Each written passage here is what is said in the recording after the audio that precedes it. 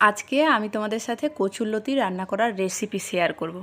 দেখো, প্রথমে কচুরলতিগুলোকে এরকম ছোট্ট ছোট্ট পিস পিস করে কেটে নিয়েছি। এখন কড়ায় জল বসিয়ে সমস্ত কচুরলতিগুলো দিয়ে দিলাম। অল্প পরিমাণে লবণ আর হলুদ দিয়ে একটু সেদ্ধ করে জলটা ফেলে দেবো, যাতে না গলা চুলকায়। একটু সেদ্ধ হয়ে যেতে তুলে নিলাম ছেঁকে। এখন এটা পুরো রেডি হয়ে গেছে, আর গলা চুলকাবে না। এবার প্রথমে কড়ায় তেল গরম করে নিয়ে তাতে চিংড়ি মাছগুলো সুন্দর করে ভেজে তুলে নিলাম। চিংড়িগুলো ভাজা হয়ে গেছে। এখন আবারও কড়ায় তেল দিয়ে দিলাম 5 ফোড়ন আর 2টো শুকনো লঙ্কা আর কয়েকটা গোটা রসুন। একটা মিডিয়াম সাইজ পেঁয়াজ কুচিয়ে দিয়ে দিলাম আর দিয়ে দিলাম রসুন বাটা। এখন মশলাটাকে একটু নেড়েচেড়ে তেল বেরিয়ে যাওয়ার পরে আমি বাকি জিনিসগুলো দেবো। এদিকে দেখো, কচুরলতি কেটে হাতের কি অবস্থা। এখন এই দাগ কী করে তুলবো তা জানি না। যাই হোক, মশলাটা একটু নেড়েচেড়ে দিয়ে দিলাম পরিমাণ মতো হলুদ, লঙ্কা আর লবণ। এখন সবগুলো উপাদান ভালো করে মিশিয়ে ভালো করে কষিয়ে কষিয়ে ঠিক এরকম তেল ছেড়ে দিয়েছে, দেখতে পাচ্ছ। এখন এর মধ্যে দিয়ে দেবো আগে থেকে সেদ্ধ করে রাখা কচুরলতিগুলো।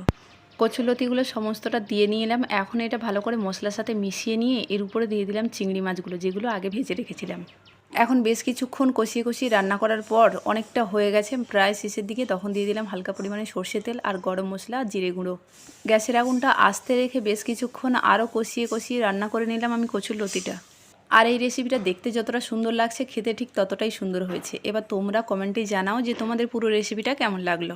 ভালো লাগলে অবশ্যই একটা লাইক করে দিও আর একটা কমেন্ট করো। চলো, আজকের মতো টাটা, দেখা হচ্ছে কালকে।